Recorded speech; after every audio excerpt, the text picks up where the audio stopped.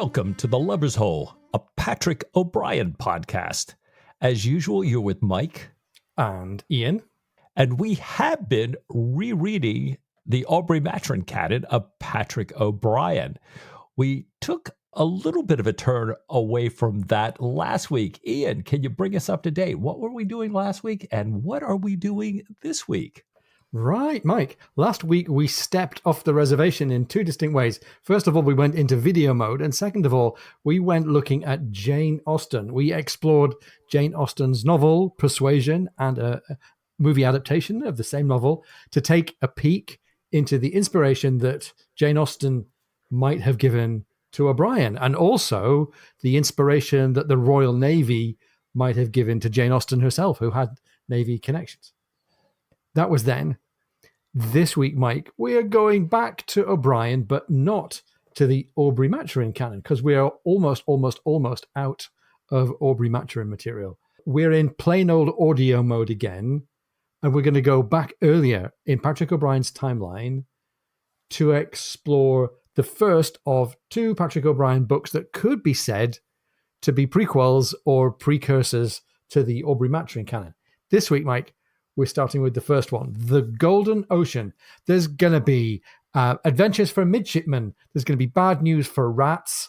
There are going to be storms and friendships. There's plenty of Irish backstory.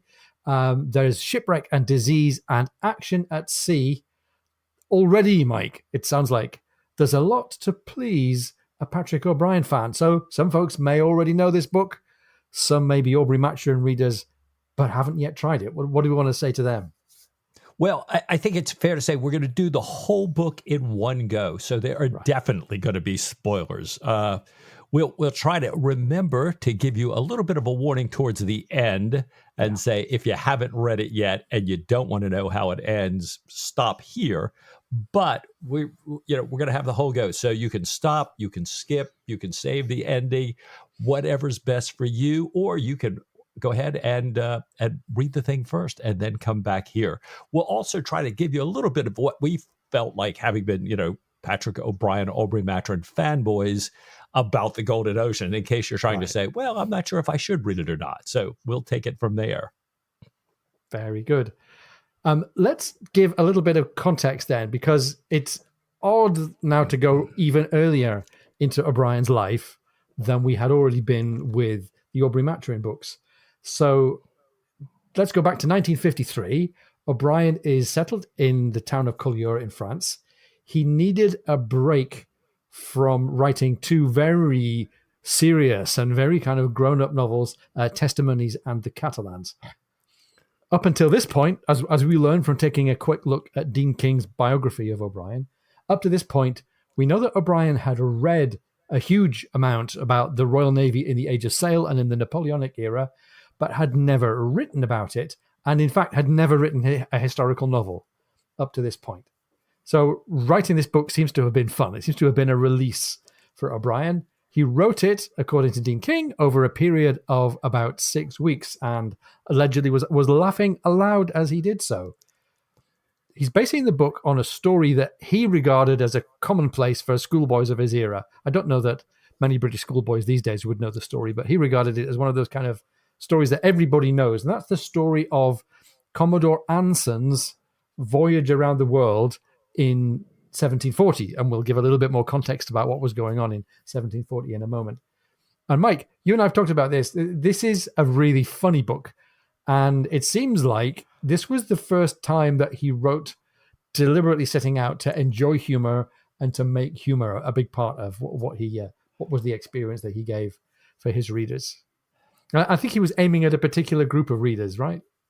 Well, that's what we understand, that O'Brien's publisher had said, let's target the book to the children's market, what we would call young adult, YA nowadays. Yeah. And it seems, though, that being Patrick O'Brien, I think he intended it for readers of any age. Yeah. And it may not be a coincidence that at this time, Richard, O'Brien's son by his first wife, came to stay with him and Mary for an extended period of time. So Richard was about 16, about the same age as the hero of the Golden Ocean.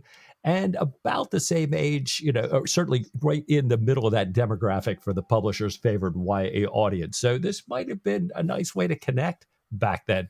I noticed that, the dedication is to marry with love as always. Yeah, so indeed. we've got everything we need to do really good stuff here. Right. And to cut straight to what did people think of it at the time? And remember, this is a book from somebody not known as O'Brien, the creator of the Aubrey-Maturin canon. It finally got published. It was written in 1953. It got published in 1956. There was a review of it in Housewife magazine, which tells you something about the demographic that they were going for. And a reviewer by the name of Marjorie Fisher in Housewife magazine in 1956, as quoted in Dean King's biography, said this.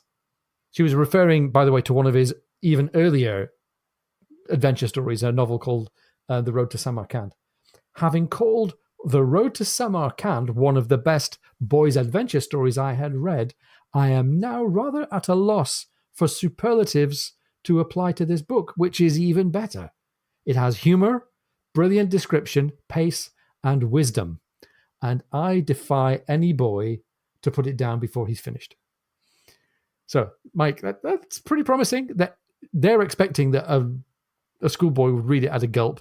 We're going to give it the gulp treatment this episode. Right. Yes, we are. So we've broken the story into 4 kind of acts, each with, I guess, a handful of 3 or 4 or 5 chapters per act.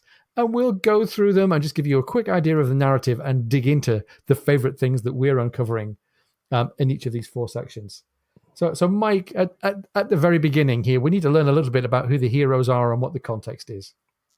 Yeah. Well, it's spring 1740, and Peter Pelefax is the son of a Protestant cleric in the west of Ireland. So we're in Ireland, familiar territory, but a Protestant, not a Catholic here.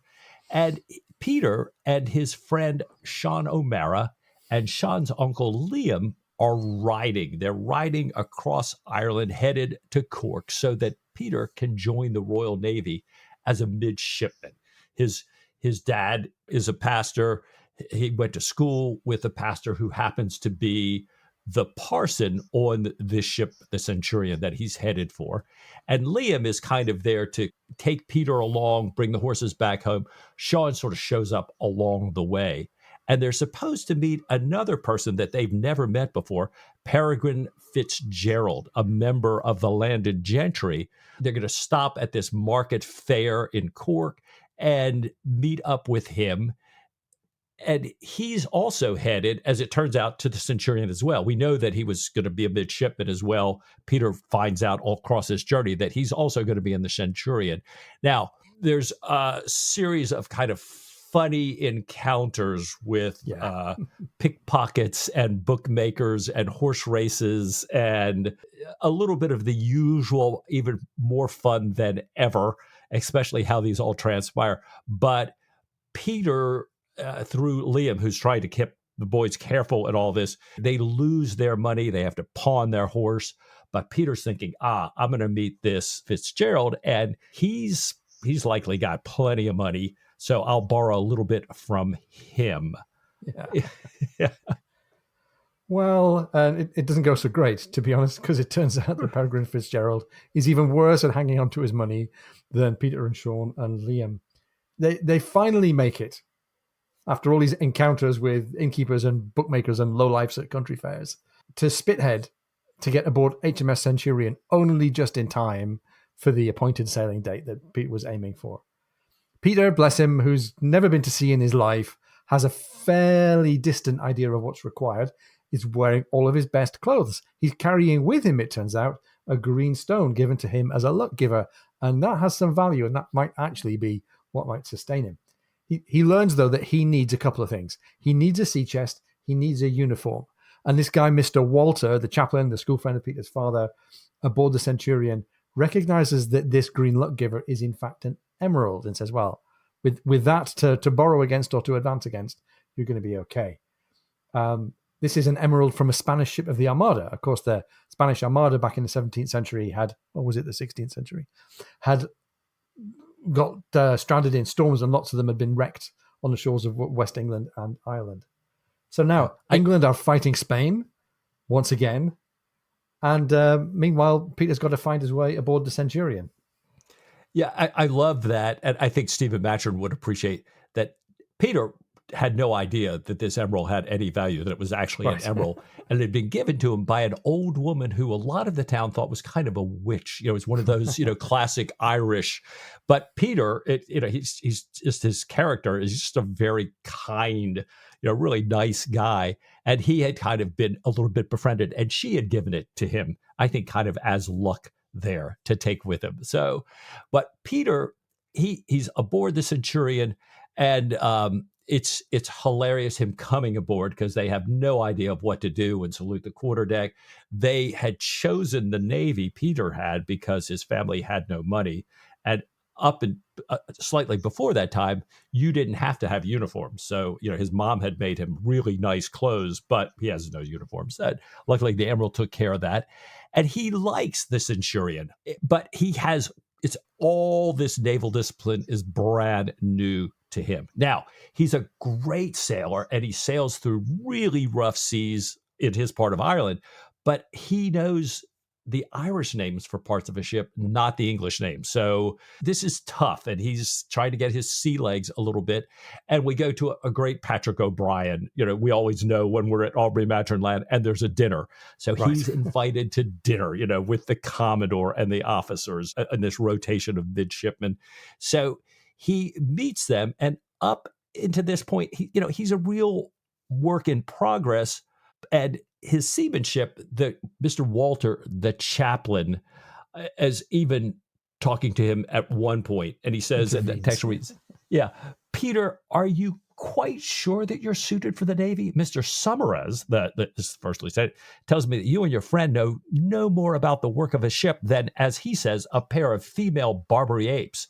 And I'm sorry to say that the master finds you stupid.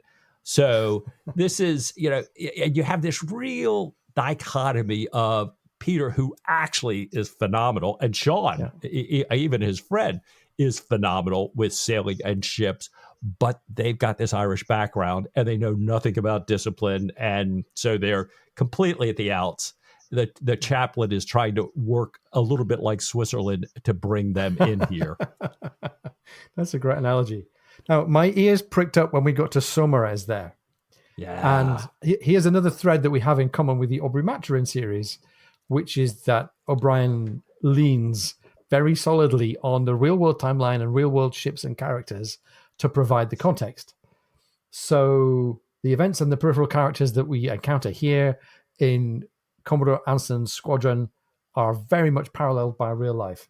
Besides Commodore Anson, the real character, besides HMS Centurion and the Wager and all the other ships that set out in the squadron, that all set out for real in 1740, just as is given in the text here. We also encounter Augustus Keppel. We'll come to Keppel shortly. He would later become Admiral Viscount Augustus Keppel, and we spoke about him in the context of some mentions in the Aubrey-Maturin canon.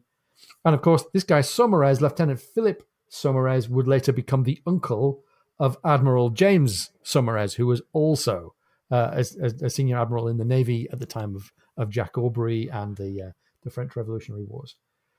Anson's squadron, both in real life and in the book, had been assigned to go and patrol the Pacific, what they called the Great South Sea, but it means the Pacific, in order to disrupt or capture Spanish ships in that region. This was part of a war called the War of Jenkins' Ear, which was largely sort of a pretext for the British to go consolidate their holdings in desirable colonies like the West Indies. But part of this also was to send Anson off to the Pacific to stick a spanner in the works of the Spanish fleet.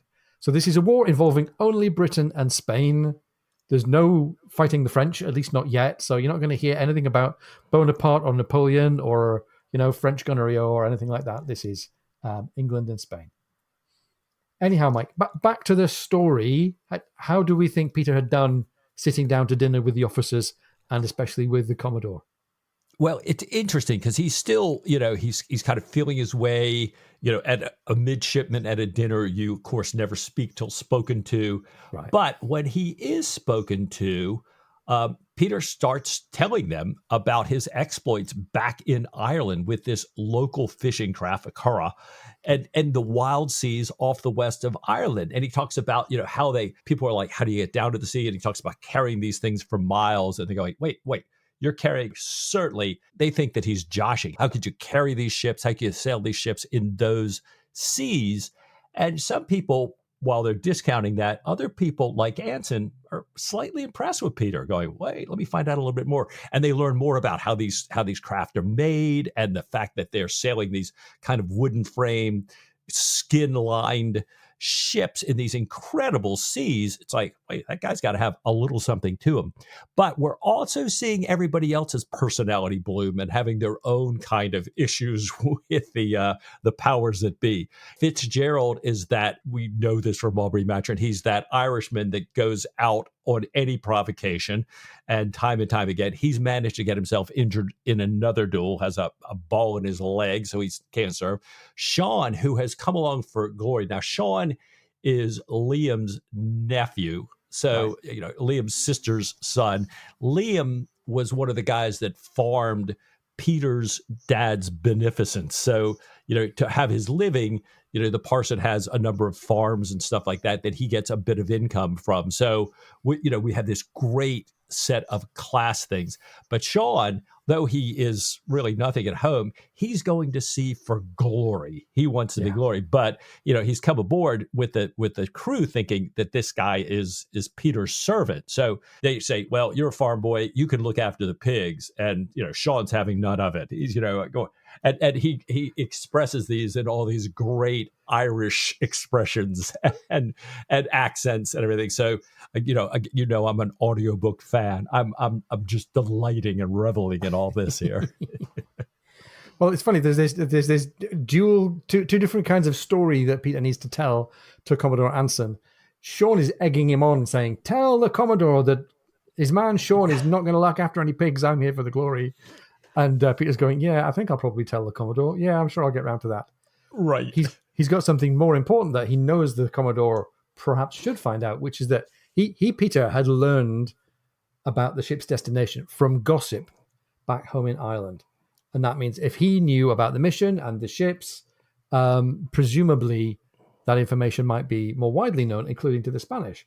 And Anson questions Peter about it and is rather disappointed to discover, a bit like many an event in the Aubrey-Maturin canon, that intelligence had turned out to be leaky.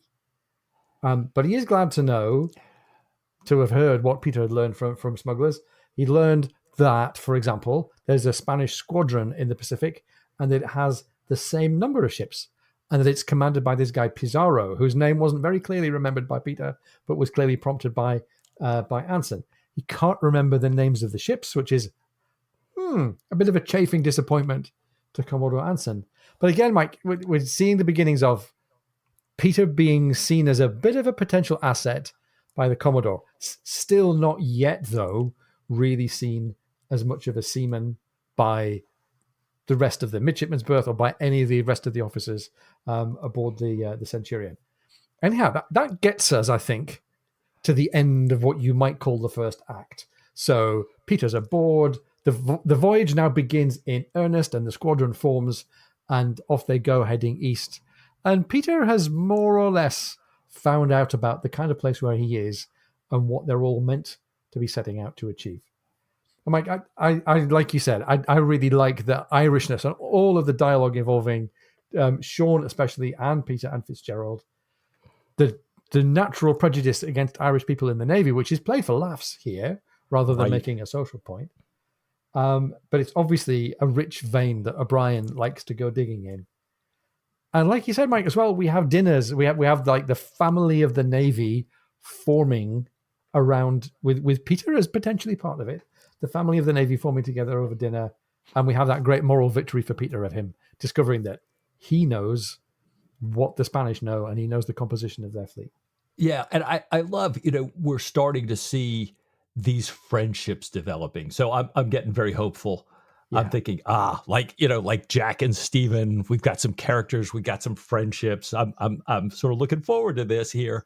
I love how, as I mentioned just a few minutes ago, there are these different classes, Fitzgerald, who's kind of at the gentry level, but then the poor Protestant cleric, then the farmer, then the farmer's sister's son, Yeah. simple country boy, big, strong, uneducated. Peter, who is very educated in the classics because of his father being a clergyman, and very educated in morals and in other studies. So we got a lot to like here. I love that while there's a little bit of physical description of these people, there's already plenty of psychological description Right. and a lot Yeah. of physical description of the landscape to help set up the story and signal where we are. So all of these, we go, yeah, even though this is decades earlier, this is Patrick O'Brian at work here. And we're just we haven't learned yet that these, we assume they're going to be the heroes, but assuming they are the heroes, they're also real people. So if you think about kind of who the heroes are in young people's adventure stories, especially at that time, they don't look as gray, perhaps, as our folks do here. And they do, which I love that. So here's just some sentences strung together, kind of bits and pieces out of a set of paragraphs as Peter is riding off with Liam at the beginning of the book, just as an example of what's going on.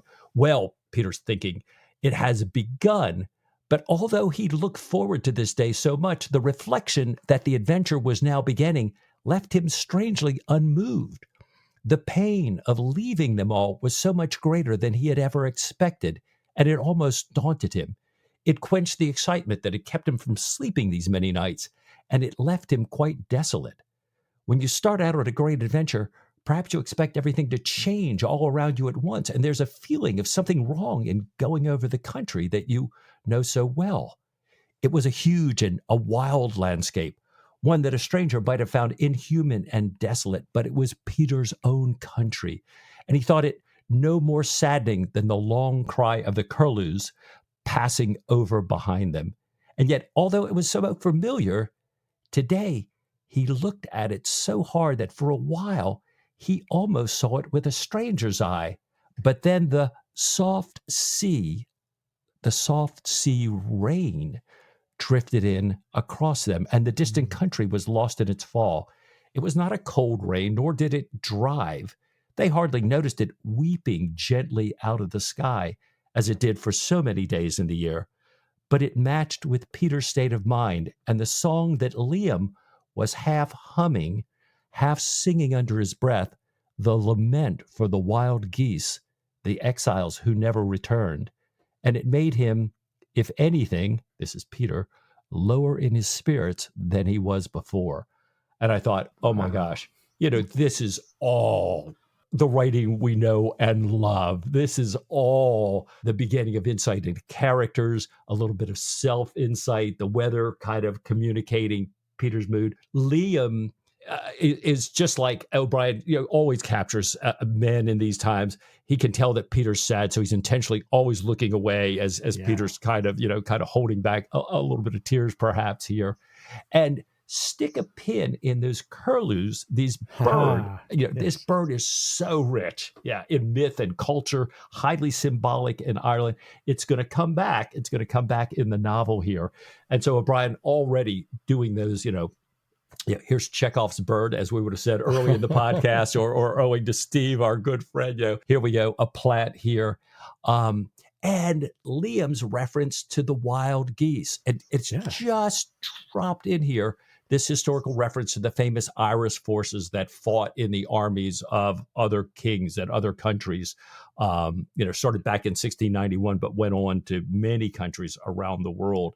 So it sounds like a kid's story, and that's the way I read it through the first time. And as I came back later, I was going, wait a minute.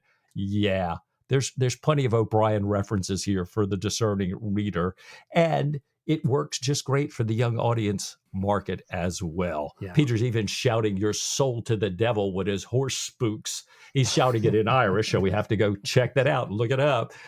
When Sean jumps up to join them, kind of jumps out of a ditch and waves his big cloak here. So, and we get, like you said, Ian, that humor. They're talking later about, oh, Sean, he's a pretty good poacher for a Protestant.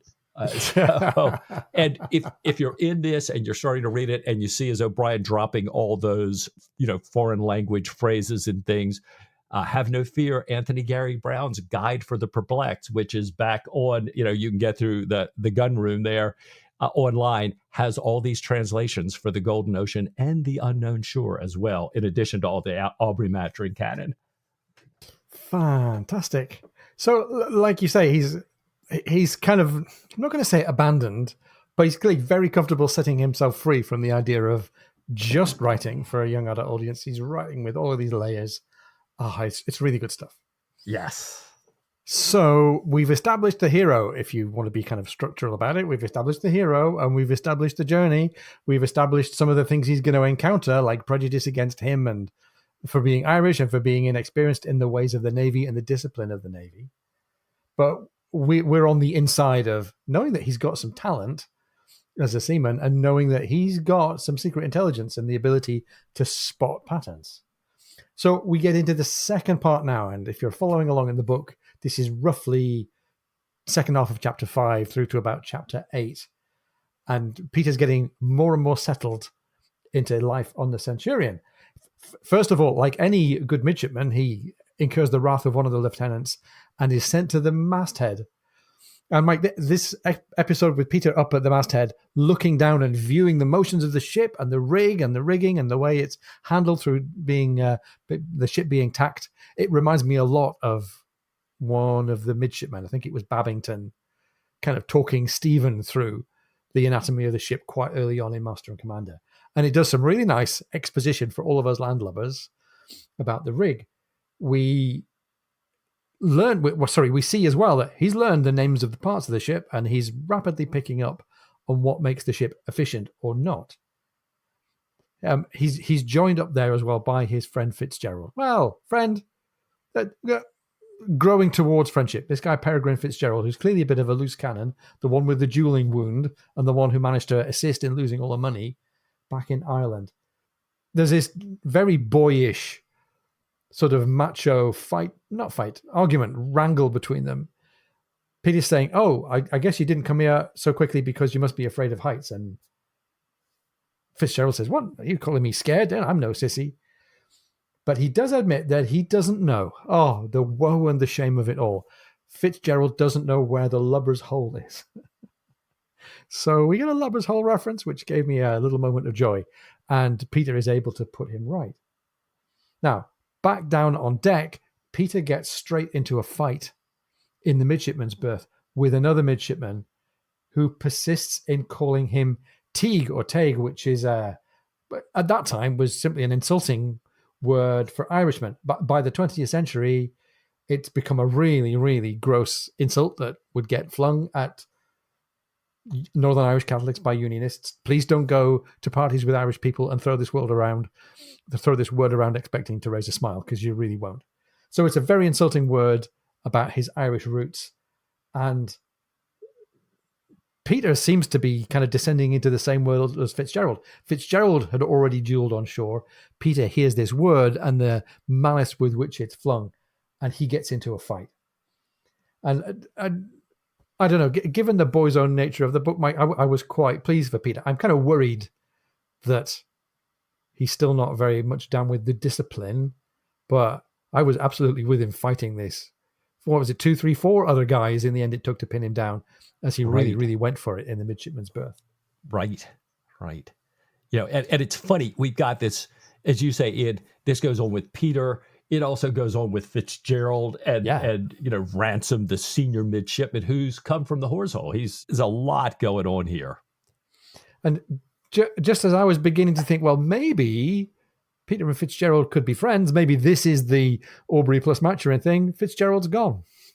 He is. It's funny. At Funchal in Madeira in November, Fitzgerald decides that he's going to go back to England. He's been seasick a lot. He's, as you said, he's gotten into a number of fights. he's decided the Navy is not for him.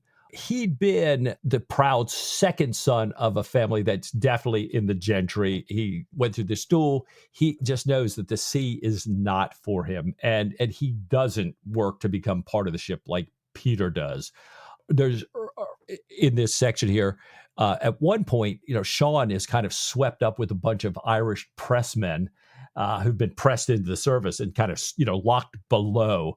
And Sean is just going on and on, screaming and hollering, and everybody's upset because they've got the Commodore's is entertaining, and we got to stop this thing. And finally, Peter jumps over because he hears this Irish, and Peter goes to calm the Irishman. He says, "It is the fine figure we make now to the Saxons, we the most polished and elegant, most ancient of people. Where should the world look for an example, if not to us? And the mooncalf Sean shaming us all in the face of the people, his soul to the devil." Well, I think Stephen Maturin would be right there going, "You tell him, Peter. You tell him." Exactly.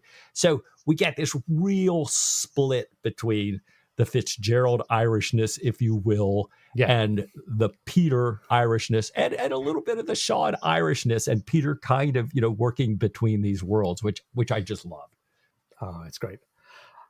And Mike, just as one potential burgeoning friendship ceased, we have another one. There's another midshipman by the name of Mr. Elliot. I've no idea if it's a coincidence or not that we had Elliot last week in Persuasion, and we've got an Elliot here, and we know O'Brien was a Jane Austen fan. Anyhow, Mr. Elliot teaches Peter the mathematical side of seamanship. He teaches him trigonometry, and he uses this really nice example of a stick with its shadow in the sun and the tree with a shadow in its sun, and you can calculate the height of the tree because of the similarity of triangles. And Peter gets this. It's a really nice chosen visual model for helping to understand how the geometry of right-angled triangles works. Before we get to the equator, though, we have something that happens to Peter that is both an interesting parallel with what's going to happen in the Aubrey-Maturin canon, and also a parallel with something that happened in O'Brien's life, because Peter gets sick.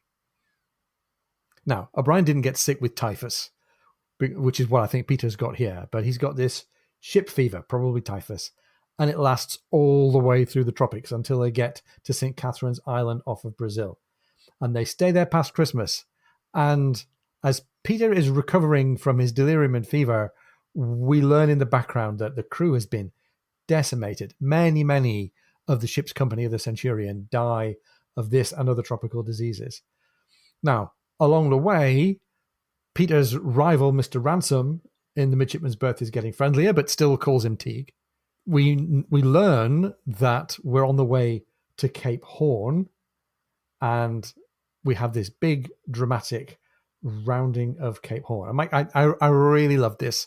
I love the description of it. It reminds me of lots and lots of the heavy weather passages in the Aubrey-Maturin books, and they're in the high southern latitudes. To begin with, they're finding their way through the Straits Le Maire, ignoring the Magellan Strait, and they manage to get round, and it feels like they've made it, and they're celebrating passing the longitude. But storms, high winds, thick fog, bitter cold, and it's not going well at all. The fleet, the squadron, as you might say, is scattered. They do manage to get to rejoin with Pearl, who it turned out had fallen in with 5 Spanish ships. But they finally reach 52 degrees, 32 minutes south, which means that maybe we've made it all the way around into the Pacific. And Peter even has his moment when he says to Sean, "Look, this is the great Southern Ocean, and it's the Golden Ocean, and here we are swimming on it." So the bad weather continues. If anything now, the bad weather gets even worse. Peter breaks ribs from a rope that froze as it flung itself at him in the cold weather.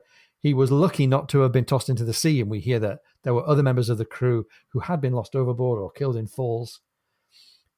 He does take the loss of his pigtail a little bit better than Barrett Bondon is going to in the Aubrey-Maturin canon, but it's still, he's in a really, really grim situation.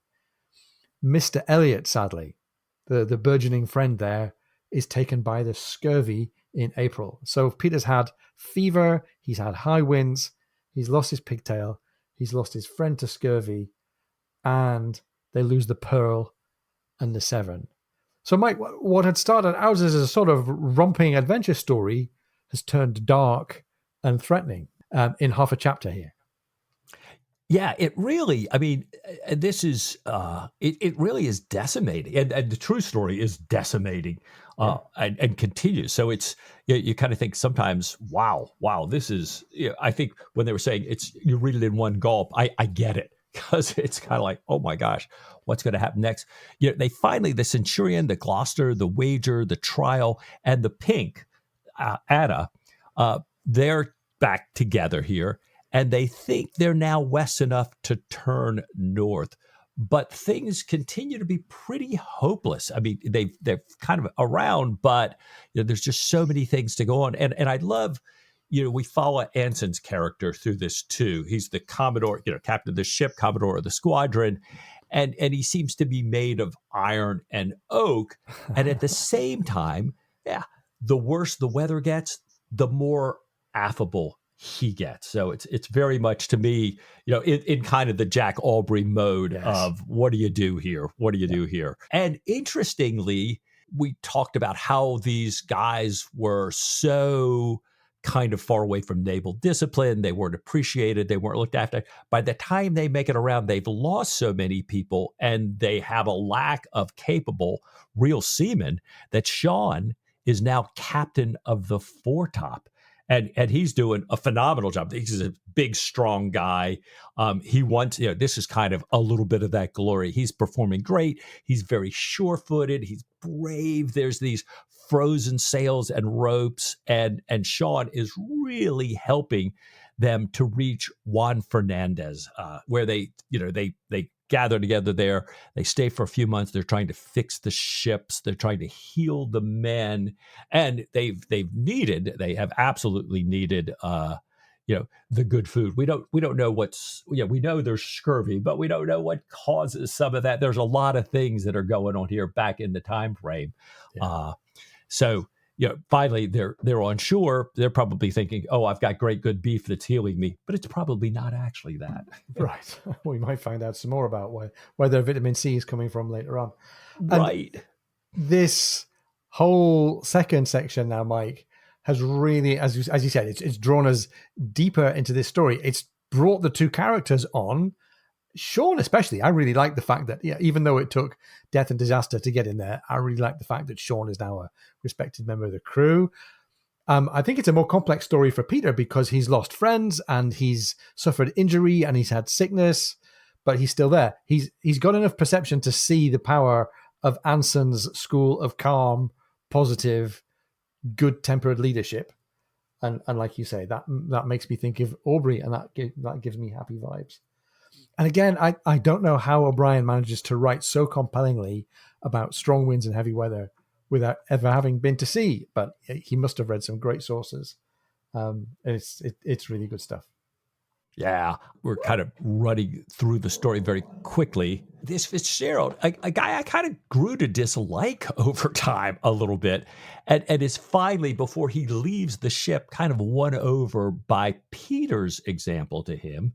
You mentioned that incident in where, Peter's going to try to take him up to learn the rigging and the parts of the ship, and notices that Fitzgerald really doesn't want to have any of that and is really obnoxious to Peter when Peter's correctly pointing out that, maybe this is a little bit daunting climbing up here. And he's, almost at the point of, I'm almost ready to see him start to duel Peter for questioning his courage or something. But Peter takes all this obnoxious language, helps him out anyways.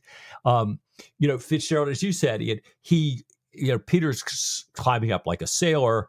He sees Fitzgerald's come up through the lubber's hole, and then he tries to explain to him that, that's not actually the way a sailor comes up. That, as much as we loved having Fitzgerald visit us, and we love anybody visiting us at the lubber's hole, you're supposed to hang upside down and climb up that. And Fitzgerald, I think, like any sane person, goes, why the hell would you do that when you have a perfectly good lubber's hole to go straight up through? Why would you hang upside down with his ship flying all over the place? But he's up there and he's terrified, and Peter helps him the way we've seen in the canon later. But later, Fitzgerald in this story gets mastheaded. and he makes it up, but he can't make it down. And Peter's off, setting targets. So he's kind of seeing Fitzgerald up there. He knows that there's really a problem here. He gets back to the ship, is going to run up and help Fitzgerald, but he gets called away by a lieutenant on something. So he can't do it. So he mentions real quickly to Ransom, this senior midshipman, who by this time, Fitzgerald had a big fight with on first arriving there. And, it's been very awkward between Fitzgerald and Ransom. And Fitzgerald has told Peter already that he thinks the way to solve this is to get himself into a duel with Ransom so that he can, kind of run him through with a small sword. And that way he can avoid this awkward situation going forward. So, this is, I'm not happy with Fitzgerald. It's just really kind of crazy. But Peter just kind of whispers to Ransom as he's heading off with the lieutenant about Ransom being up there. And Ransom goes and saves him, brings him down, and does it, and there's just kind of this, Fitzgerald is delighted to have the help, but also worried about what people will say about him.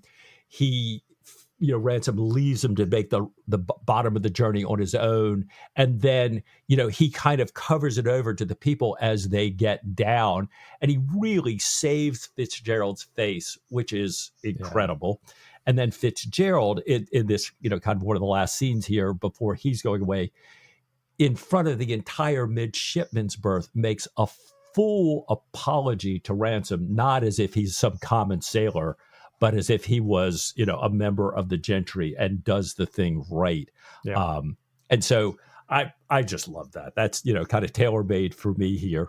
And I love, after this and after Fitzgerald's gone, really the rest of the midshipman's berth starts to take Peter under its wing, and they step up his naval education. Each of the different characters kind of teaching them, different things that they do well and know well, including, a couple of them that include Peter in what O'Brien writes as their private and most exclusive rat hunt. Because if you're going to be a good midshipman, you got to learn how to eat rats, and you have to find them first. So it's great. It really is. Yeah. There's that point of absolute desperation. They're losing men day after day. The Commodore thinks, okay, this island we're trying to get to, we got to go that way. All the rest of the officers are saying, no, we've missed it. And all they really don't have good maps for this area. Longitudes on the ones they have are off. They're saying we got to go back to the mainland, and they can barely sail the ship. And the Commodore kind of goes along. They go all the way back to the mainland. It's not there. They turn around, and O'Brien writes about, the Commodore is saying, how many men can you count on your watch, Mr. Brett? 10, sir, and 6 who can still go aloft. Wow. There's a howling scream at the masthead, piercing words rushing one on the other. What does this mean? Cried the Commodore with a flash in his eye.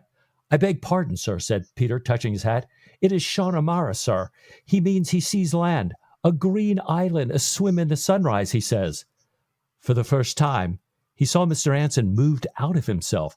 The Commodore flung down his hat, clasped his hands for a moment, and then ran for the shrouds. So here's kind of Sean and Peter saving the day, a great O'Brien adventure. It's putting them in this thing, and a great moment where we're hoping, maybe the novel's going to turn a little bit here. Yeah. And Mike, I was going to say we've got Into the Heart of Darkness. That's a bit too Conrad. Well, But Peter's been on this big journey into himself and his knowledge of his life as a seaman. He's been sick. He's ashore. They've now finally found Juan Fernandez. They might get to refit. They might get to get rid of the scurvy. I think this could be a really good moment for all of us to just pop indoors and pick up something in the lime and lemon line and make sure you exactly. And we'll be right back after a short break.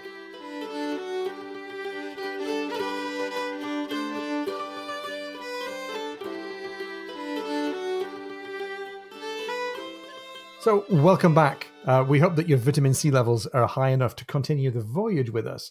We are halfway through talking about the Golden Ocean. And Mike, part 3 here, we get into the meat of what this voyage has been all about, and also the meat of why it's going to be remembered in the real world by people for generations to come. It is Peter's 2nd birthday as a midshipman. So he's 2 years now in this job. He's learned some of the quarterdeck tone, the tone of authority.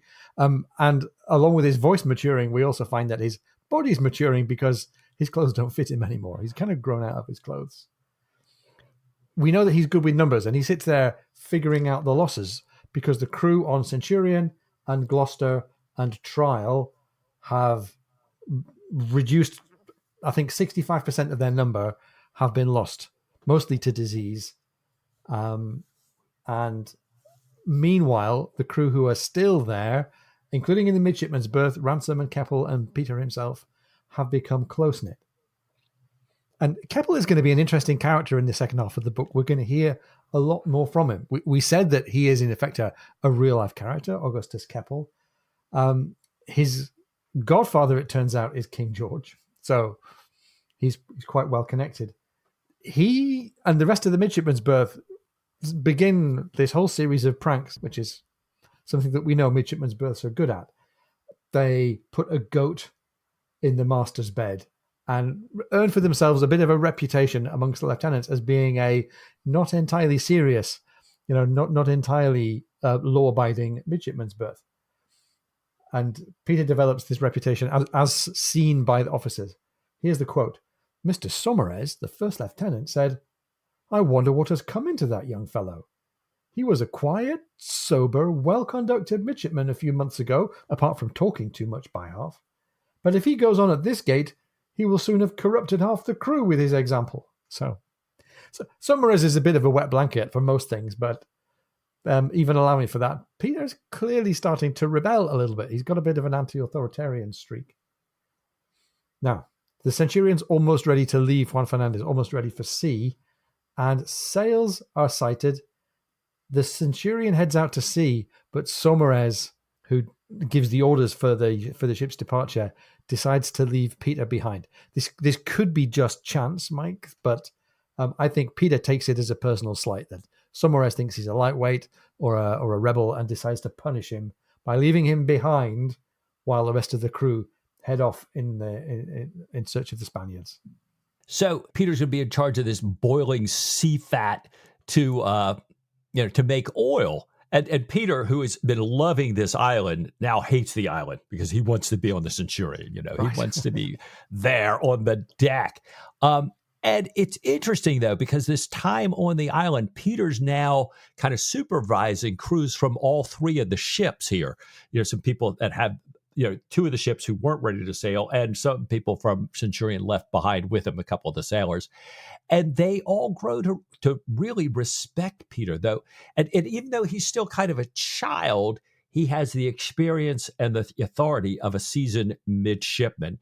And he also knows his work and has worked hard, not only when on duty, but, they know him as the guy who has, for a good while now, when he's off his watch, he's caring for the sick men below decks, kind of taking it upon himself because they had such, like you said, again, they had lost, over 600 of their 900 people that they started with. Kind of just incredible, the statistics here. Well, Peter is pretty upset about being left behind, and he's taking it out on these guys. But they like and respect Peter enough to let him blow off that steam. Well, Centurion returns, and it has a rich prize, and it also has brought the knowledge which they've learned from other ships that Spanish squadron that was sent after them was, kind of decimated by Cape Horn. They had a similar but even worse experience than Anson's squadron had. So now Anson's squadron is basically free to move around the Pacific. They don't have to worry about this, kind of running into this other Spanish squadron. So now the ships are really preparing for sea, and the crew's thinking that there are all these prizes that are unguarded. They're trying to push to work harder than even the officers do. Right. They get ready. They're kind of racing each other to get out. The Trial gets out there, and they end up taking a huge Spanish merchant ship. And there's a little bit of a funny scene where it looks like, there's a Spanish 74 coming in. We're a little worried about it fighting the Centurion. And it turns out it's the Trial's prize here. But that ship eventually replaces the damaged Trial. So they just move the whole ship over there. And they do a good job because they are down so many crewmen that they're doing a nice job taking folks from the Spanish ship. And as we'll read going on, they're kind of replacing some of their crewmen and doing a nice job on that. However, they've waited, they've tried to, get the whole squadron back together, but the Wager never makes this rendezvous. And stick a pin in that for next week because it sets up the next book here. All you Wager fans. Yeah, exactly. Yeah, and not only reading that book for next week, but if you haven't read The Wager yet, oh my gosh. Yeah. So it's funny, if this is the sort of the young person's part of the story of Anson's circumnavigation, that's the fork in the road. Yeah, the grimness and the real suffering heads off with The Wager. We're on our way here. I think not without suffering, but we're on our way here to doing something serious in the navigation line here in the Pacific Ocean. This squadron, albeit a reduced squadron, sails north up the west coast of South America, reaching Paita in what I think is now Peru.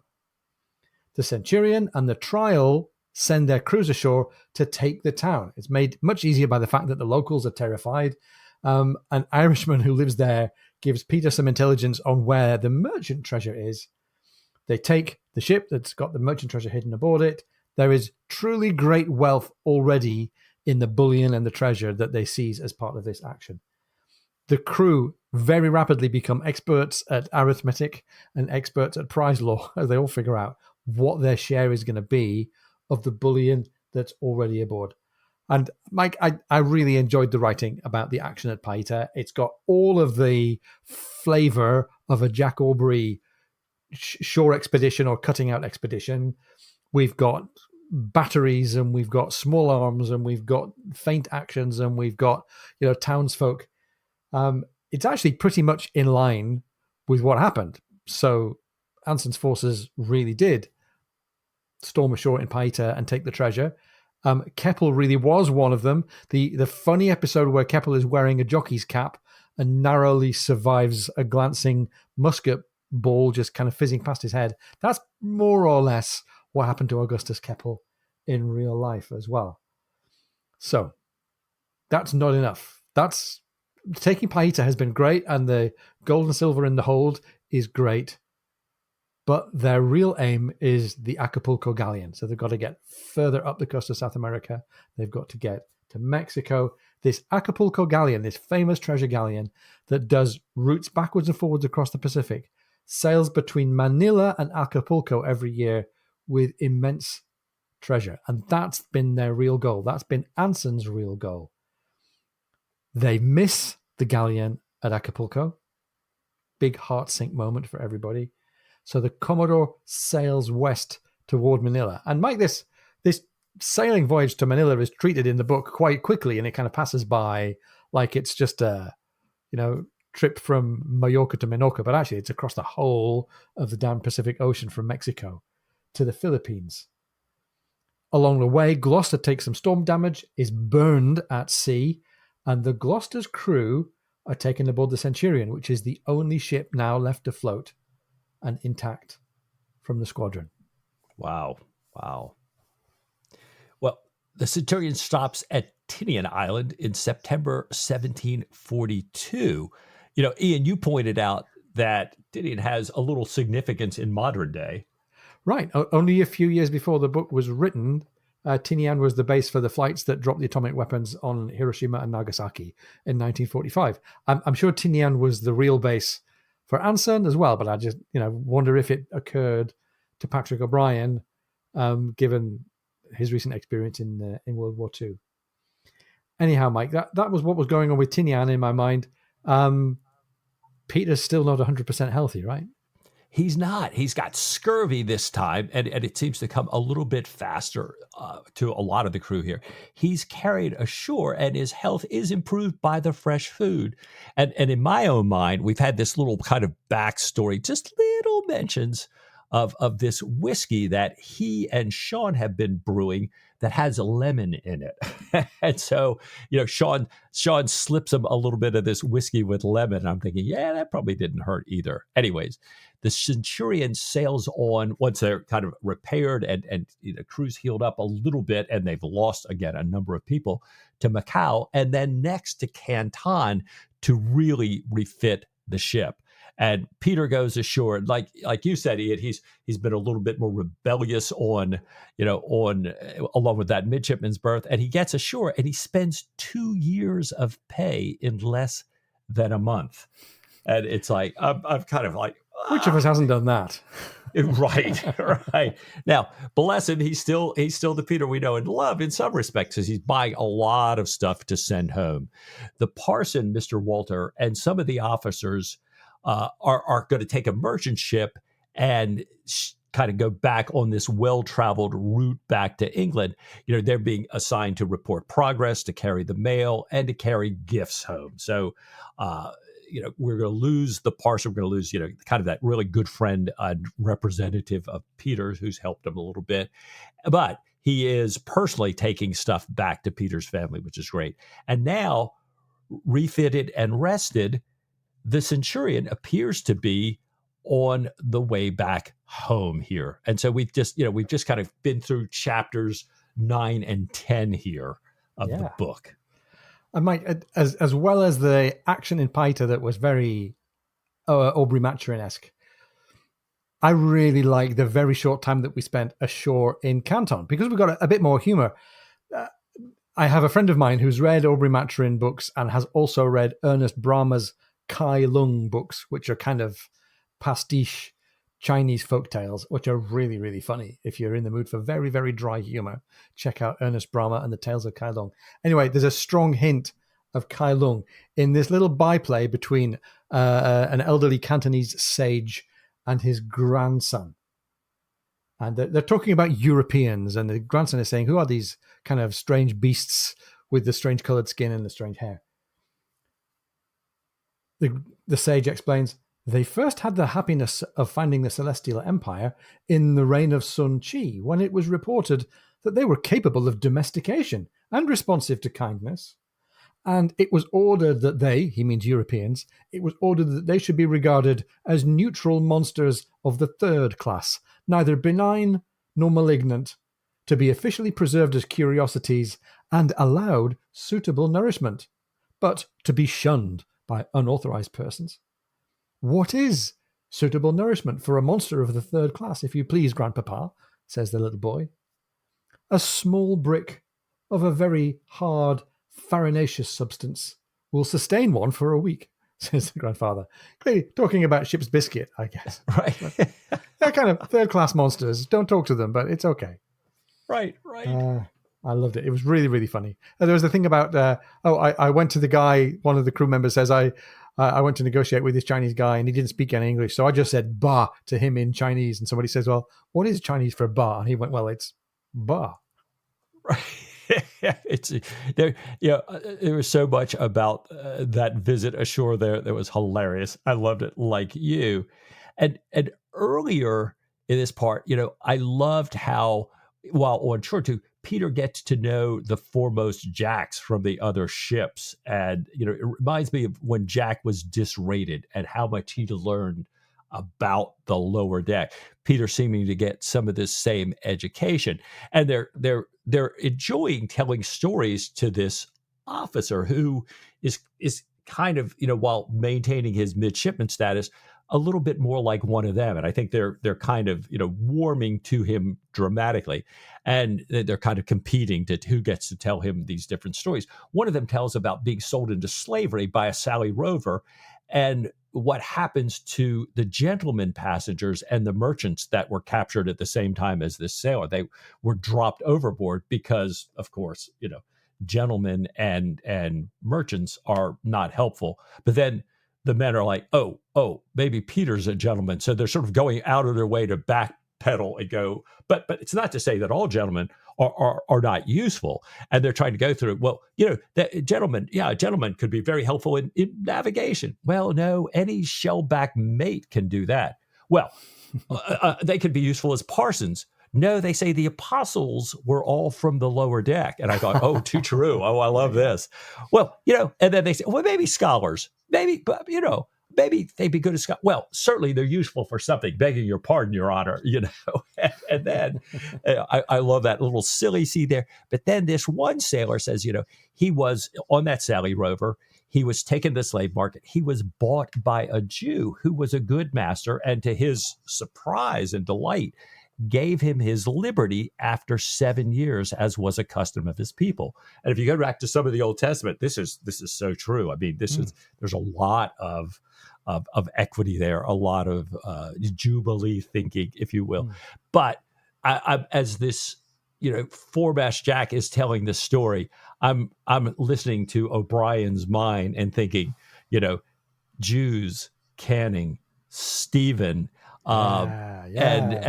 and comparing it with the way this sailor's thinking about, because the sailor reflects on how good this man was, thinking about, kind of like, he wasn't a Christian. He wasn't even a renegado. He was only a Jew, poor man. And I thought, oh, O'Brien, you devil, you. In this little young adult story, there's just this little thing that you do that. So, and along this time, back when he was on the island and the Centurion was gone, Peter gets invited to dine on the Gloucester on the trial. And he does watch how his former first lieutenant on the Centurion, who's now, captain of one of these vessels, has really changed. He acted out his role as a first lieutenant. Now he's acting differently as a captain here. And so I'm thinking, O'Brien, so many of these little things there. I love how he does this and does it even in this, if you will, young adult story here, which takes us into part 4, right? Right. We're nearly at the end, chapter 11 through to the end. We should say, if you're listening to this and you haven't reached the end of the book yet, or you haven't read the book and you'd like to enjoy the last few chapters for the denouement, as it were, then press pause now. Listen to the end of the book and then continue, because we're going to tell you everything that happens at the end of the book right now. Commodore Anson, once out at sea and away from the listening ears of Canton and all the rest, announces to the crew that they're going to take a second swing at the Manila galleon. This time when she's on the way west from Acapulco to Manila, before she reaches Manila. Sailing due east, the Centurion lies in wait for the Manila galleon, finally engages her. And in the real world, this is a real battle that took place on June 20th, 1743. And again, I'll say it's a really, really well-written action. It's exactly like O'Brien, that he's saved up our one bit of blood and thunder to put Peter right at the heart of it for once. And it's really exciting. It's written differently. I would say it's a bit more bloodless than what you might call mature Aubrey-Maturin O'Brien, but it's got all the elements of action that we know and love. It's a really, really great moment. Plus, it's got this, the first round of payoff for the characters is that most of them are still alive. Right. And that they've got this huge treasure. It's not going to be an easy thing to stay looking after this treasure, as Sean is going to find out, but they've got this treasure. And Mr. Saumarez takes command, sails the galleon, the prize, and the ships that they stopped in Macau to transfer the treasure to Centurion. Sean then gets promoted from captain of the foretop to boatswain's mate, and he has the responsibility, which weighs very heavily on him, for guarding the treasure as they take themselves and the treasure home. And Mike, like lots of O'Brien books, the homeward bound journey is covered really quickly. We get lots of good O'Brien tropes about, days sailing with a flowing sheet in the blessed trades. We get touching at the Cape of Good Hope. Happens a lot in the Aubrey-Maturin books. This time to pick up some Dutch seamen, because they're still quite short-handed. They go through fog. they actually go through a fleet of French ships. So we get a little reference to what was going on historically here. As Anson's circumnavigation came to the end, the War of Jenkins' Ear metamorphosed into the 7 Years' War, of which France was a part. France still under the control of the Bourbon monarchy, of course, not under the control of Napoleon yet. So they realized that they're now at war with France, and they had sailed unknowing right the way through the French fleet. Peter and Sean get paid their share of the prizes. The prize money itself is deposited in London with this great ceremony, and a scream of joy from Sean, who is finally free of his own self-imposed responsibility for guarding, almost without sleep, guarding over this enormous treasure. He was in it for the glory. He was in it to get rich. This is his kind of life affirmation, is to get back, to get home, and really say to the world, I'm Sean, and I've made it. And Mike, we also get in the final chapter the reunion of the Palafox family. The Palafox family is waiting, looking out for Peter. He's got a round sum of £1,000. He barely trusts himself not to keep spending all the way down past it, but he's preserved this £1,000 purse that is going to lift his family from genteel poverty. The return on his £1,000 is going to double his father's income, and that's a real transformation for the family. We'll do a little quote from the very end at the very last knockings of this episode, I think.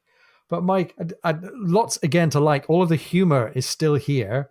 I've talked already about the action. One other thing I want to call out is more of the humor. First of all, Ransom, who has got a Jack Aubrey-esque sense of humor and likes very, very broad, very, very simple, very labored jokes, discovers a joke book and runs off with it, teaching himself all these jokes and running out these really, really kind of knock, what I would call Christmas cracker style jokes at dinners with the Commodore. It's really, really funny.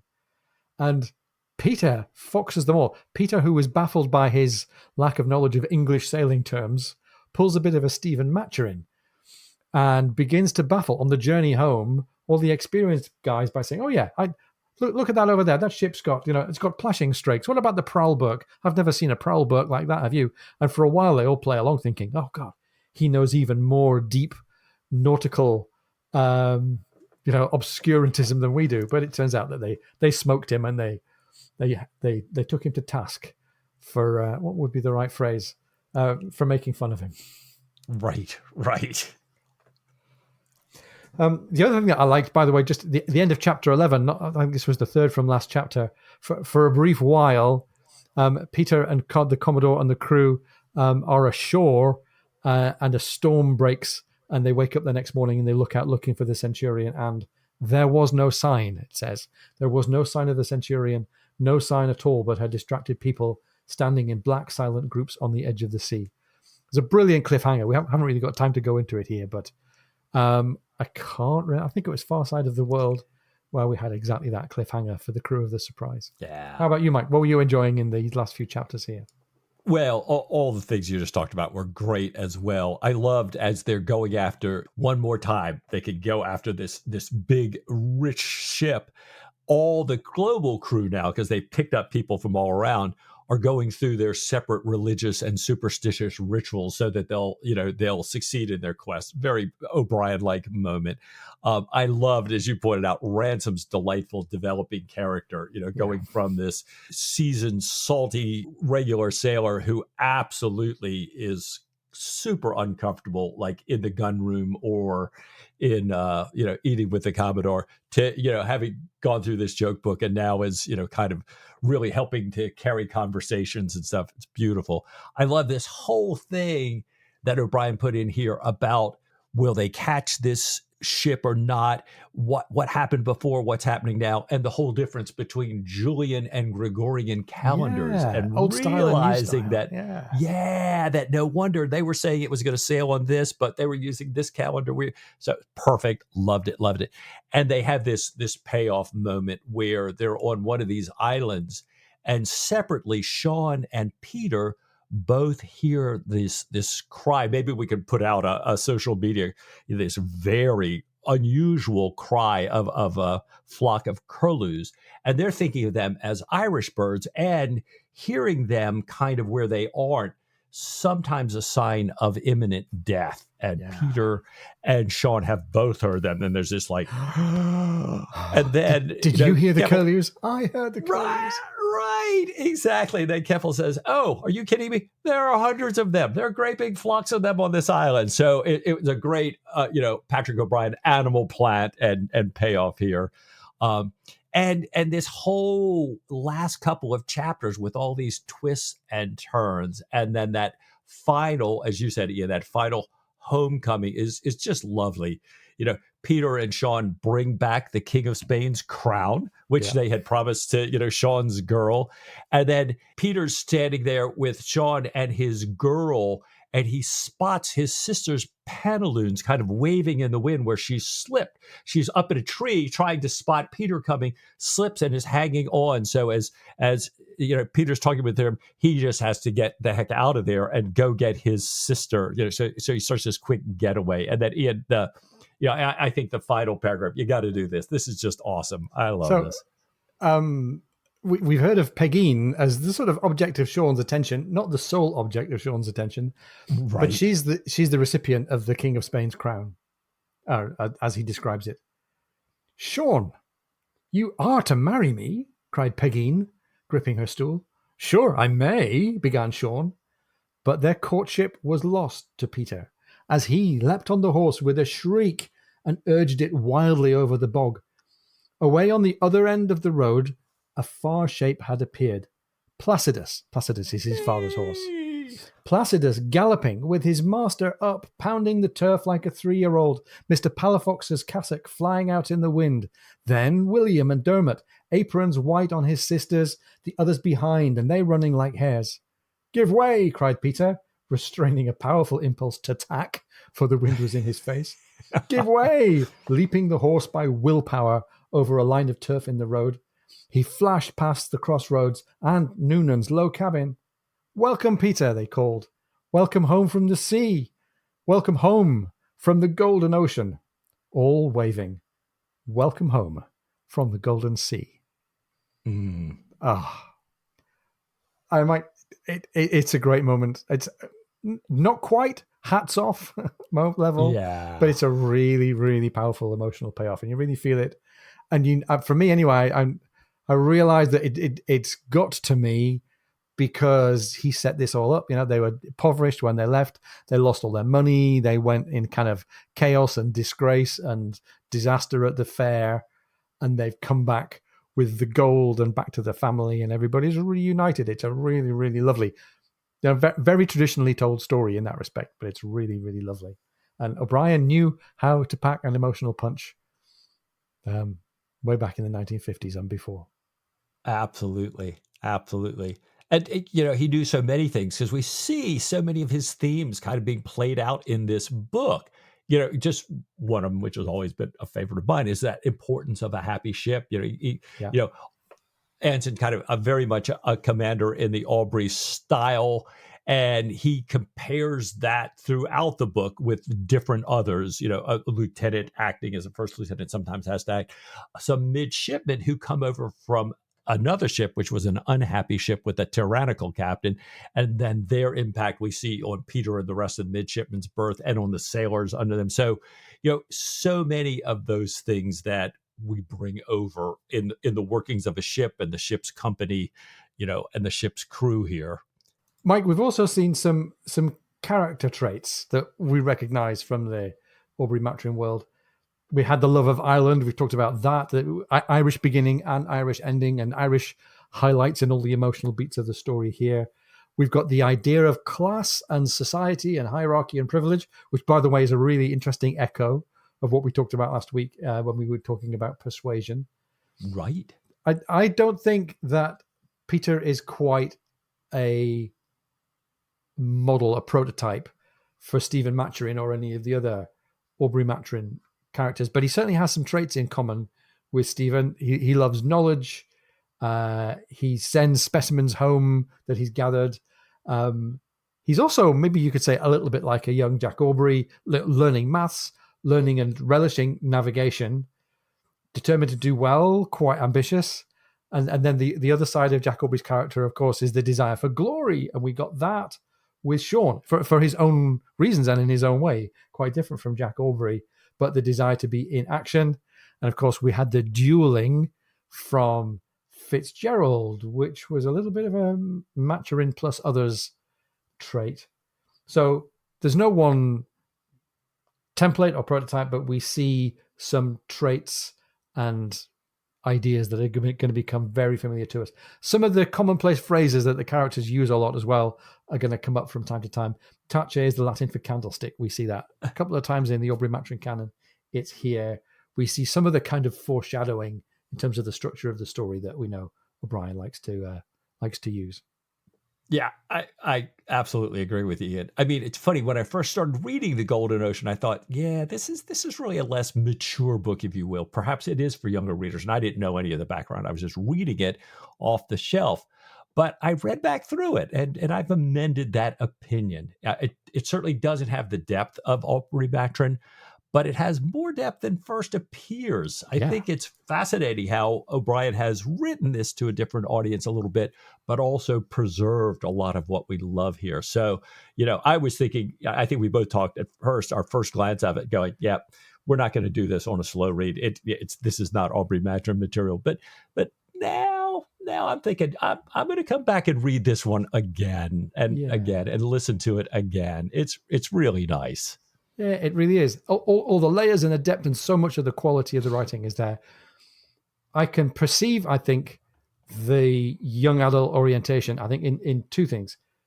First of all, as I said before, the structure of the story has a homecoming at the end. By the way, there are no, as far as I can remember, no victorious homecomings at the ends of any of the Aubrey-Maturin stories, because it kind of puts you in a bit of a dead end as far as the story is concerned. And it's a little bit artificial. It has that sort of fairy tale quality to it. So there's that. But the other thing I think is the content. If you look at the way the content is treated, there are some things that he completely steers clear of.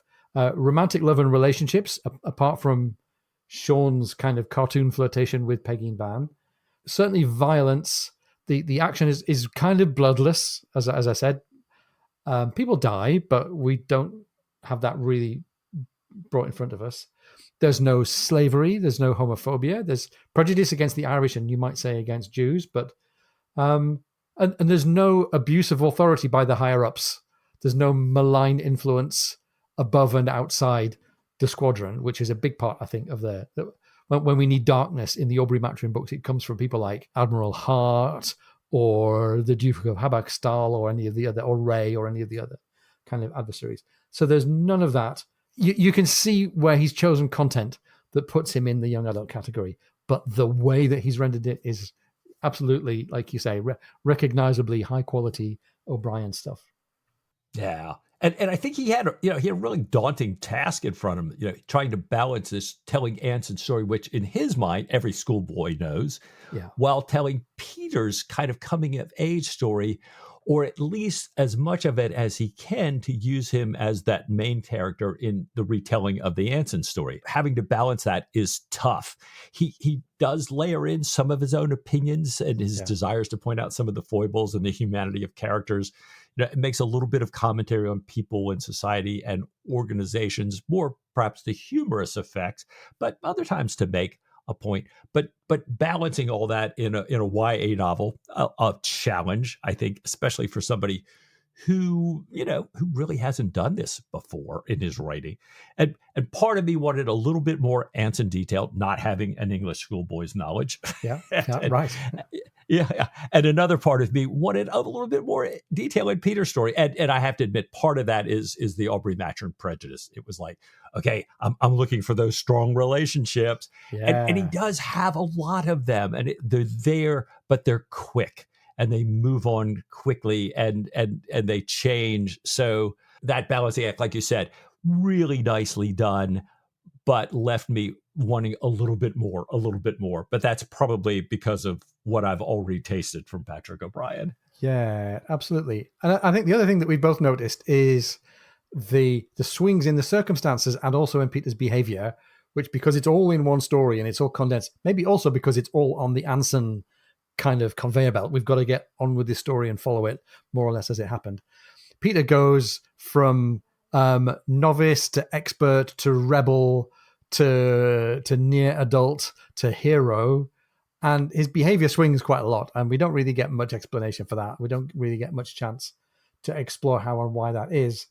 It's certainly part of getting older, and we all grow quickly when we're in those years, and our behavior swings a lot. There were some things that could just stretch credulity a bit. Probably there's nothing of bearskin magnitude, but the whiskey thing was a bit odd, wasn't it? Because to begin with, they were just quietly bubbling away, distilling whiskey, and then suddenly the officers found out about it, and it was this huge deal, and Peter was literally about to be made to walk the plank for having been involved in this whiskey distilling enterprise with Sean. Yeah, to me, I agree that this whiskey thing clearly would be a big offense on a ship. But as told in the book, Peter has no knowledge of the regulation against it. He even brings it to the first lieutenant's attention. Drinking's never been an issue for him. And, in the telling of the story, it looks like, some of this brew could have saved people's lives, including Keppel's and Peter's. But it seems like there's such a harsh condemnation. Peter goes from kind of hero to goat, the bad kind of goat, in a very short order. But I do have to say, I do love how, as you said, that O'Brien has left breadcrumbs from the very first chapters about this whole whiskey thing and comes back to it, touches on it time and time again. So, wonderfully written. I just was a little whipsawed about that condemnation here. Yeah. And I felt a little bit funny about how Keppel is characterized in this book. And I wondered about O'Brien's choice on that. Right. Because Keppel, the real world Keppel, was a really solid citizen, right? He was became an admiral. He intervened to fix injustices. He led fleets in tough theaters of war. He was a sailor's sailor. And in this later part of the novel, he comes across as a bit of a clown. Right. He has this speech pattern of finishing everything with a ho and a he, which is even remarked upon by the Cantonese natives. And maybe that was just for fun, right? So that one of the midshipmen's friends in the midshipman's berth has a sort of childish, light-hearted view of the world. But if you're going to give him the name Keppel, it kind of rings a little bit odd that he becomes quite such a lightweight in the latter part of the book. Yeah. Well, all in all, I'd say it's a lot to ask of any writer to cover all of this, cover it well, cover it in a book written so quickly by an author who hasn't written anything like this before, naval historical fiction, literary historical fiction, that we know and love. So it's a little tough to I think we have to adjust our expectations a little bit and appreciate what's there, because there's plenty there. And I think if I'd read this before Aubrey-Maturin, I would be thinking about it a little bit differently. But so now he's got one under his belt, and I'm kind of wondering, he comes back to this again in his next book. And I'm wondering, does he do a little better when he revisits this expedition, focusing on one of the lost ships whose crew is actually not lost? The Unknown Shore, Patrick O'Brian focuses on the Wager, and we have an opportunity to talk through it next week. Ian, so what do you say to just a little bit more Patrick O'Brian? With all my heart.